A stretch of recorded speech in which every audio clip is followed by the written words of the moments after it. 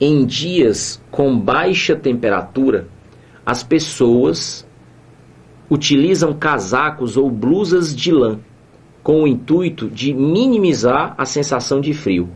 Fisicamente, essa sensação ocorre pelo fato de o corpo humano liberar calor, que é a energia transferida de um corpo para o outro em virtude da diferença de temperatura entre eles.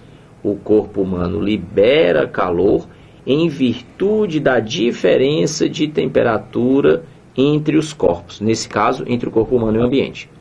A utilização da vestimenta de lã diminui a sensação de frio, e a pergunta é por quê? Ora, o que acontece? Se nós liberamos o calor e a gente está num ambiente quente, então o que a gente quer de fato é liberar esse calor para a gente poder ter um melhor conforto térmico.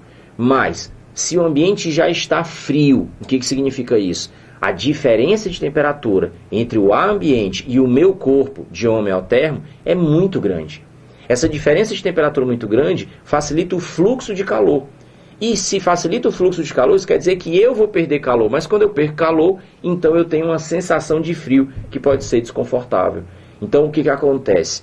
A ideia de procurar o cobertor de lã, a roupa de lã, existem duas características importantes. Primeiro, o próprio material. A lã é um material que dificulta a passagem do calor. E segundo, normalmente esses cobertores e essas roupas de lã, eles são mais grossos. Isso também é uma coisa que impede ou dificulta o fluxo de calor. Então a intenção é que aquilo retenha o calor que é liberado pelo meu corpo.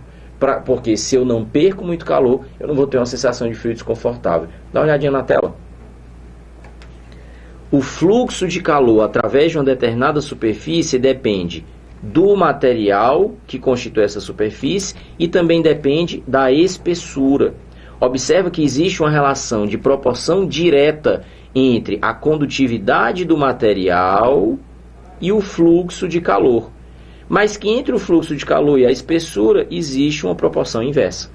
Então, quando a pessoa escolhe uma vestimenta de lã como uma maneira de diminuir a sensação de frio, é preciso entender diminuir a sensação de frio como diminuir o fluxo de calor do corpo para o ambiente.